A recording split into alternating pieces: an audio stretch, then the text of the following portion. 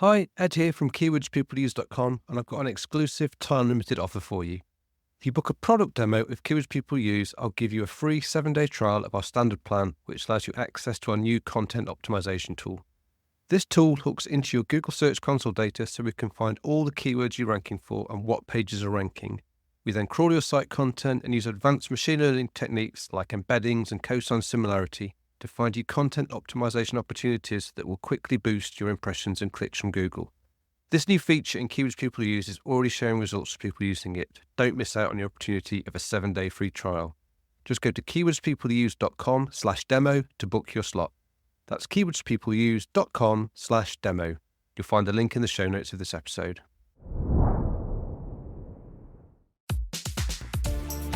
Hello and welcome to SEO is Not That Hard. I'm your host Ed Dawson, the founder of the SEO intelligence platform keywordspeopleuse.com, where we help you discover the questions people ask online and then how to optimize your content to build traffic and authority. I've been in SEO and online marketing for over 20 years, and I'm here to share the wealth of knowledge, hints and tips I've amassed over that time. Hi, Ed here. Welcome back to the SEO is Not That Hard podcast, and today I'm sharing the audio from a podcast I was on late last year with Trudy Rankin, and that's the online business Launchpad. And I chatted with Trudy about a whole bunch of SEO things, including how AI is affecting the world of SEO and where we think it's going to go next year. Or this year now. So without further ado, I will share the audio with you, and I hope you enjoy it. If you've ever wondered how to build a 7-figure business through SEO, you're in for a treat.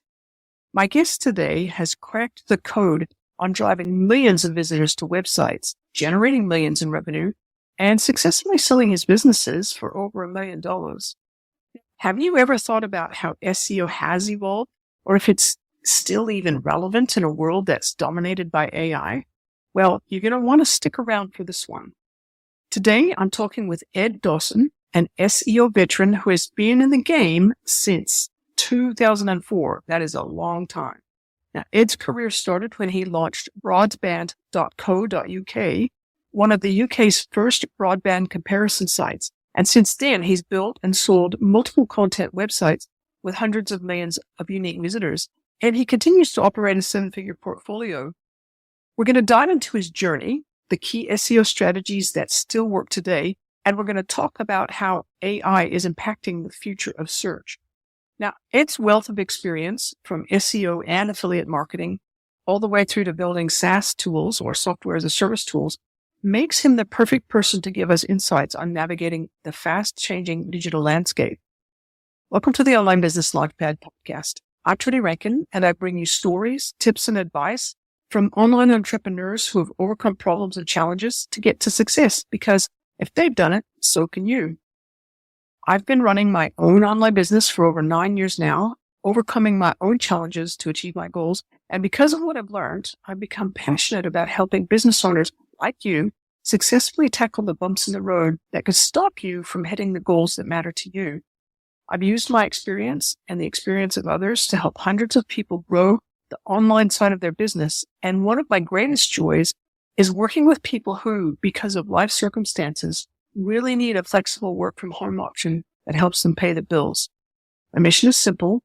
I want to help you solve the challenges you face as an online business owner so that you can have more time and money for yourself and your family and more choices in how you live your life.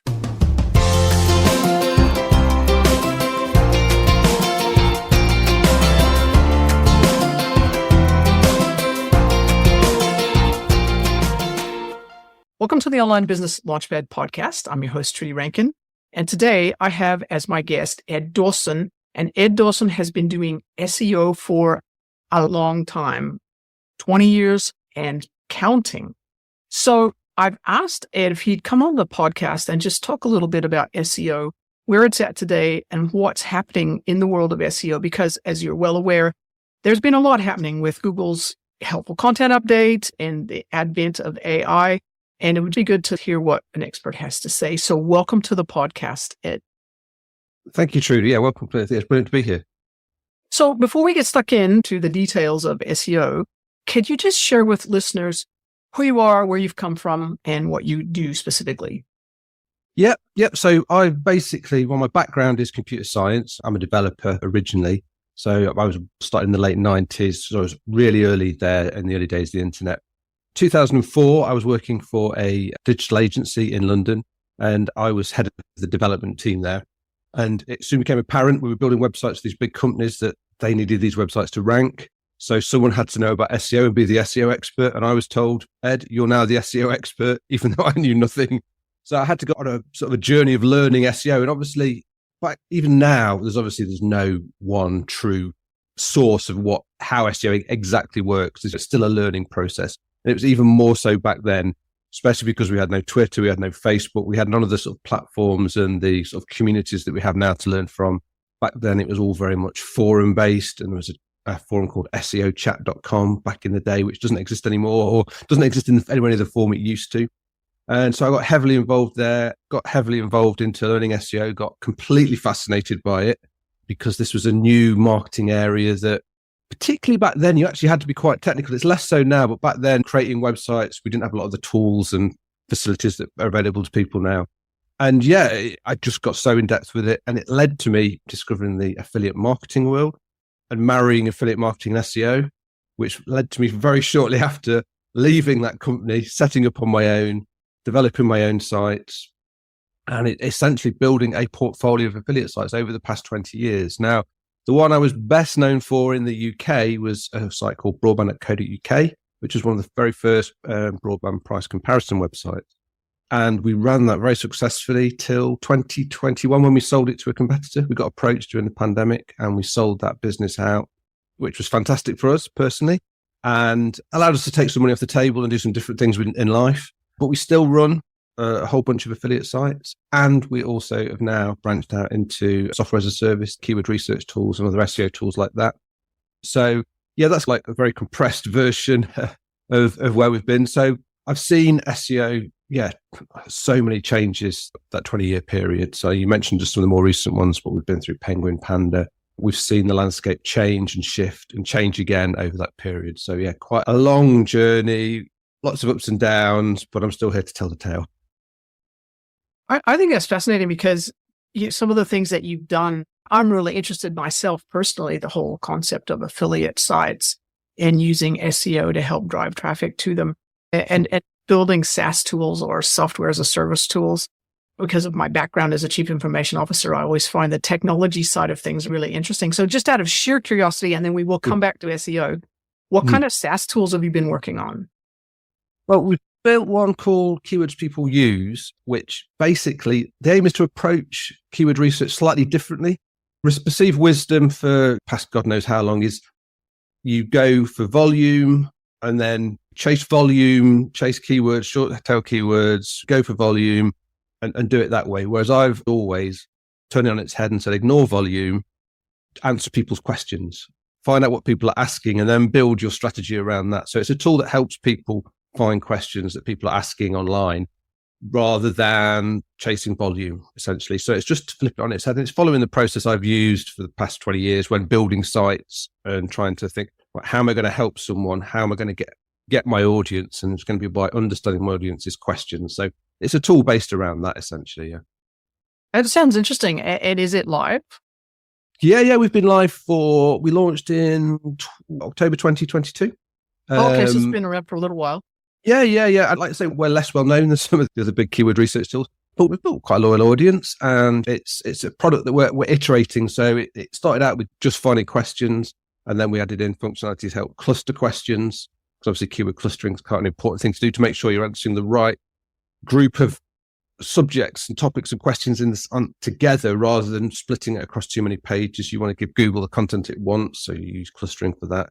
And then now we've just developed some functionality to link it to people's Google Search Console. So as well as helping people first discover what they need to write about, but then also how to optimize what they've produced once they've produced it. Because obviously once you have content online and you get it connected to Google Search Console, you start to get data about how Google's actually perceiving those pieces of content, those pages, what queries you're ranking for, where you're not quite ranking high enough, where you might be missing mentions on the page. So we also crawl the pages and understand the content on the pages so that we can help people optimize, basically. Yeah. That sounds really interesting. And I'll put a link in the show notes. If people are interested, they can go and check it out. But it's a really good segue into one of the things that I really do want to talk about. And it's almost like the elephant in the room in some respects. And that is, given all of those updates, all of the Google updates, let's touch on those first. Have those updates affected people, the way people could or should be using SEO? I think what it's done is it's taken out the niche site industry where people were building content just for search engines. And it's worked to certain degrees. There are still sites out there that probably should have been hit by what Google was trying to do. And there are sites that haven't been hit that should be.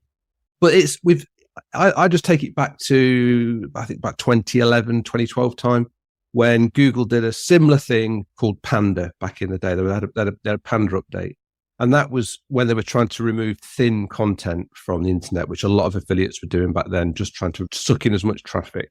And it's basically the helpful content update and those other sort of similar updates like it, I think, are trying to hit that same mark where people are not building sites because they love the subject, or they're not building them because they've got a solid business model around them. They're not building them for the reasons Google wants people to build them. They're basically trying to game algorithms. But fundamentally, all SEO is about gaming algorithms. So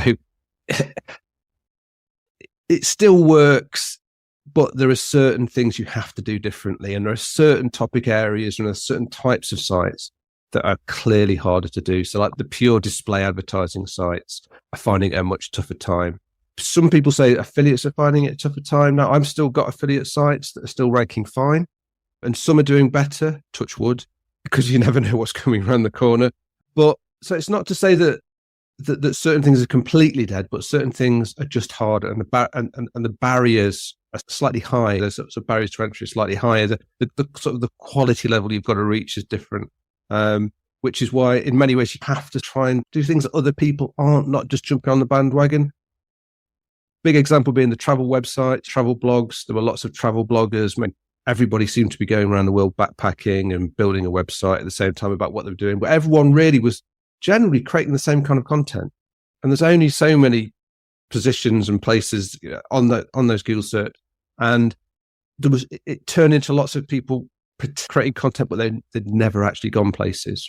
They were using stock imagery, things like that, and not really adding anything new. So yeah, it's harder in some respects, but in other respects, if you're an e-commerce site, they seem to be getting away fine. If you're actually, so certain areas I think are now easier because it's open. They kill a lot of content. There's someone going to be ranking. It's not like people aren't searching on these terms anymore. It's just that Google are pointing them in different places, and you've got to look at where they're being pointed at, what types of sites are working, and adjust your strategy around that. Yeah, I think that's really interesting. And then I want to just extend that question a little bit, because very recently, as in like last week, I was having a conversation with somebody who basically said that they believe that Google search is dead because lots and lots of people are turning to AI to answer their questions. And I thought, no way, that's not right. It can't possibly be right. And then I found myself earlier this week doing exactly that. I completely skipped the Google search process and I went straight to ChatGPT to get a question answered that it would have taken me hours to get answered on Google. It took me like 2 minutes on ChatGPT, and I got the answer that I wanted, the answers that I needed. Can you just comment on that as a potential threat to SEO? Yeah, I've had exactly the same thoughts myself recently, because again, last week I was doing some work. I was using some workflow automation software. It's like Zapier, but it's called N8N. So it's a bit more technical than Zapier, but I was using that and I was wanting to get some processes built out. And rather than going to Google and doing research on reading documents and how to set this up, I just went to ChatGPT, said, I'm using N8N. I want to connect to WordPress. How do I do it? And it just gives you the details, step by step, what to do. For things like that, yes, Google search is an irrelevance now, because you can achieve those how-tos and things like that much more quickly using ChatGPT. However, that doesn't mean you can do everything through ChatGPT. So there's going to be a change. If you're a website, say like this NA10 service, which is a paid service, and I'm paying to use it. It's like a software as a service business. They need to create that content to put online for ChatGPT to read, for ChatGPT to then give the user the answers. So again, when I was looking at doing the automation, the setting up this automation, I just went to ChatGPT and said, I know there's Zapier. I know there's if this, then that. Is there anything else? Because I was looking for something that had a bit more feature, a bit more functionality. That's where I learned about NA10. But ChatGPT had learned about NA10 from reading NA10's website and people talking about NA10 and online. And obviously it read all its documentation. So you have to, in many respects, your website for some companies will become how you teach ChatGPT. Your content is there for ChatGPT, as well as people who do go through Google. There's still people that use the yellow pages, old school yellow pages to find people. So it's not that Google an SEO is going to be completely dead, but its use case will change. I still find that Google is incredibly important for, if I'm looking for a product or a service or a hotel or a flight, if I'm trying to buy something, then Google is still really important. And I think it's going to be a while before ChatGPT gets to the point where you can speak to it about you're trying to buy something, because the large language models only update their knowledge base every so often. So they can't. So if it's anything where it's like up to the minute, up to date, where things change or there's products and services, Google's still the place. And I'm not saying it won't be displaced at some point. It may well be, but right now it's still there. But you still need that web presence to teach the large language models. So it becomes more hybrid. So you've got to think of your content of who you're trying to educate here. It could be real people. It could be search engines. Could be the large language models themselves. So do you think that if you're creating a site, a website, that you have to choose between those things? No, because the large language models are trained to read the same content as humans are. They're trained to read and understand human content. So as long as you're writing for a human still, then the large language models will understand it. And Google will probably shift its understanding more in that large language way. They are putting their AI overviews on. They do have Gemini, their own large language models, that they're starting to feed that into search. And to be fair, those large language models understand content better than the traditional search engine process did that we would have talked about maybe 4 years ago. So I think if anything, it's going to be, if you can write good content, it's going to be even better for you, because you should then start to surface, not just in Google, but across ChatGPT, Claude, and any other kind of large language models and AI that is coming down the track. It's interesting because I do have a couple of other sites, and one of the sites is freelancewritersonline.com. And basically we help people who are writers find paid writing work. Mm-hmm. And one of the things that's, as I said, elephant in the room is that whole AI thing and how it's actually affecting. At the moment, it's affecting people's ability, writers' ability to find work, because people are going, oh, I don't need you. I can just go and blah, blah, blah, use AI. But that's an interesting point, that you have to train the AI to be able for it to function effectively. And it's been interesting that I've been noticing on all of the writing job boards, or lots of jobs, because we post jobs up on our website. And there are a lot of AI training type jobs that are popping up everywhere out of the woodwork. And it's just interesting to me that's the case. So I think you're right. It's just about thinking about it in a slightly different way. There's different use cases, and people shouldn't, if you're a writer, don't give up. There's actually some hope there that your writing is still valued and necessary and needed. So if somebody, I'm just thinking out loud here now. So if you have a website, you're a small business owner, and you're wanting to promote your organization. So it's what I think I heard you say is that you need to think about whether or not you're actually trying to sell something, or whether you're trying to inform someone. And if you're informing someone about something, you need all of that really great writing for the large language models. And if you're trying to sell something, you still need the good writing, but you're more likely to be picked up by the search engines. Did I understand you correctly? Yeah, that's what I'm saying. So I think it's basically if you're trying to purchase something, so say you are looking for a decorator, okay?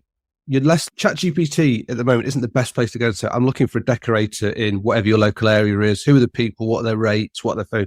That's the wrong place. You'll do a Google search for that. Same if you want to buy a product, say you want a new dishwasher and you want to find where to buy it online, what the cheapest prices are, what the reviews are. You'll find that ChatGPT, because their knowledge is so out of date, essentially, I think the latest one was 2020, is sometime in 2023, but the latest models are updated too. So that's where you have to go and do online research with Google. That's where you need to go and look at websites because prices change, models change. That kind of anything that's fast moving is really still basically you'll go to Google. Now, if you are looking to become a topic expert in your area, this is where you'll write expertise commentary or expertise content. Because obviously the large language models, they rely on reading and then they condense that and take the average of it. They don't create their own new knowledge. They don't create new learning. They don't create new knowledge. All they can do is suck in and summarize existing knowledge. So you need to be creating stuff that's new. You need to be using your expertise. That's the one thing that a large language model can't do. It's got no expertise of its own to draw upon, whereas humans have.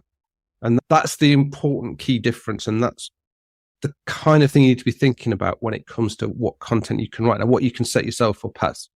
So it works even at the low level. If you're you might be a small local company with a small local service, there's nothing wrong with putting your knowledge and expertise online for people to see. Because that's the kind of thing that might draw in people doing broader searches. But really, you want the people who are local to you to find your site, okay? And then once they find your site, you want them to trust you. Then becomes a conversion piece, conversion sort of optimization process, as well as SEO. They feed into each other. And that's when creating that sort of expertise content and showing people that you're expert, showing people what you can do, giving them tips on how to do things if they want to try it themselves. Because you might think that's going to cannibalize the work that you can do for people. But no, if you set yourself up as the expert, demonstrate your expertise, you'll find people will then actually are more likely to want to work with you than if you just had the very basic, I'm a plumber, here's my phone number, call me, and that's it. You take that across any industry, any sort of professional, trade, whatever. If you show and demonstrate your expertise, you're going to be in a much better position for the search engines and in a much better position to actually convert people when they get to your site. It's an interesting conundrum. So I'm going to pose a question that you may not be able to answer because there may not be an answer. And that is that let's say you are an expert and you need Google search or search engines to be able to get people in for your business locally or whatever. And you basically post your stuff up there with all these expert tips and things. And then eventually these large language models get updated and they basically inhume's probably not the right word. It's basically they're sucking in all of your expertise, all of your tips. And then when people go in to use the AI, they can see your tips, but you don't get credited for the work that you've done. Would you have any ideas about how you might be able to balance that out or figure out a way to make sure that both of those things work in your favor? Or is it just one of those things where it's like, hey, the world's changing, suck it up, eventually it'll get better? Partly the world's changing, suck it up. But I think if you look at, say, on Google AI overviews, they're starting to put in links to sites that they're referencing. Google's entire business model revolves around advertising. So if they can't put links somewhere in, then Google will get eaten by its own AI. And a lot of the world will still use Google because ChatGPT, you have to pay for it. Let's think about it. And not everybody wants to pay for it. Not everyone will pay for it. So that's one barrier. So Google is interested to start referencing. And I've noticed it. I've had it reference sites of my own. I've gone through and thinking, oh, it's linked to me. It's linked to one of my sites there. When it comes to ChatGPT, I have noticed they are starting to occasionally creep in more reference links. I think there is a debate out there because I think this is a problem that say ChatGPT and other companies like OpenAI are realizing that essentially if they lose their source material, then their business ends too. So there'll come a crunch point, I think. And if they don't start referencing out, then there could be legislative. Open like Google, the DOJ in America are threatening to break them up because of these monopolistic practices. I'm sure I wouldn't be surprised if OpenAI get that kind of sort of scrutinization, especially as it disrupts so many different processes. It's one of those things that I don't know, there's no clear answer, but I've got a feeling that there will be more referencing. But even if there isn't, fundamentally, at the end of the day, if you're providing a service, selling a product, at some point, even if people can learn from it, from ChatGPT, if it's something that they eventually want to get help with and need a professional to come and help them with, then when they start coming to find you, they've still got to come to more of a traditional search engine to find you, to find that service, which is where you need that content as well, because it just means that, okay, you might get less traffic overall. You might look at your stats and say, well, I'm only getting half the traffic I used to get. But if your sales are the same, or even higher, doesn't matter, does it? Like I said, I don't care what traffic levels I get on a website. I look at how many sales I make on a day or over a month or over a time period. That's the important thing. The only visitors I really want are the ones that are going to buy. Everyone else is nice to have and they're welcome to come, but I don't, it's a vanity metric to have lots and lots of traffic. It's the sales that matter at the end of the day. Yes. Unless, of course, you have a content site that's monetized through ads. Yeah, the display traffic matters. Then traffic matters. But I said that, as we said earlier, that's the one where Google seems to be, that display advertising thing is just, that's the one where I've seen people hit so hard. And it's because, that's the riskiest model. It's not one I will get into now. If I was starting a business right now and saying, right, I'm going to go all out on display advertising, I'll be thinking, it's risky at the moment. 2-3 years ago, everyone was going nuts for it. But now you just don't see that kind of talk anymore. But people who are selling products or like affiliates where it's you're not fulfilling the product, but you are selling the product. You're trying to find those buyers, just find those people with those buying intent to send to the merchants. Those models still work. I think that's really fascinating. It's been great talking with you, and I've got lots of questions about SEO, and only time is going to bring those answers. But if people were interested in talking to you further or wanted to get to know a little bit more about what it is you do, where would they go to find you? Well, you can find me on LinkedIn. I'm under Ed Dawson. Bizarrely, I spell Ed with 2 Ds, so it's EDD Dawson. So there's 3 Ds in there. I've got a website, eddawson.com, but I did buy all the different versions. So however many Ds you put in, you'll get me. It's edddawson.com. Or if they want to see the SaaS platform, the keyword tool, that's keywordspeopleuse.com. But if you Google Ed Dawson and just look for the bald guy in a hoodie, and then you'll find me. Oh, that's fantastic. No, it's been really fascinating talking with you. And like I said, I'll put all of the links in the show notes so that people can find you. They can also check out your SaaS tool. And I'm going to have a look at it myself. It sounds really interesting. So thanks so much for being here. Well, thanks for having me. It's been wonderful. Thank you. Anytime. Well, that wraps up today's episode with Ed Dawson. I hope you found his insights as fascinating as I did. And if you want to learn more about what Ed is up to or check out his SEO tools, you can find him at eddawson.com. And that's Ed with 2 Ds, eddawson.com, or on LinkedIn. So just look for Ed with 2 Ds there. And if you're curious about his keyword research tool, head over to keywordspeopleuse.com. I had a look at it and it's very interesting. Now, if you enjoyed this episode, please make sure to subscribe and leave a review. It really helps others find the podcast. And of course, don't hesitate to share this episode with anyone who's trying to grow their online business. Thanks again for tuning in, and I'll see you in the next episode.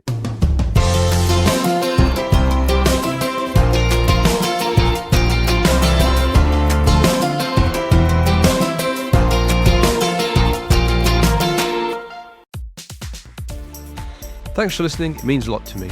This is where I get to remind you where you can connect with me and my SEO tools and services. You can find links to all the links I mentioned here in the show notes. Just remember, with all these places where I use my name, the Ed is spelled with 2 Ds. You can find me on LinkedIn and Blue Sky. Just search for Ed Dawson on both. You can record a voice question to get answered on the podcast. The link is in the show notes. You can try our SEO intelligence platform, Keywords People Use, at keywordspeopleuse.com. where we can help you discover the questions and keywords people are asking online, cluster those questions and keywords into related groups so you know what content you need to build topical authority, and finally, connect your Google Search Console account for your sites so we can crawl and understand your actual content.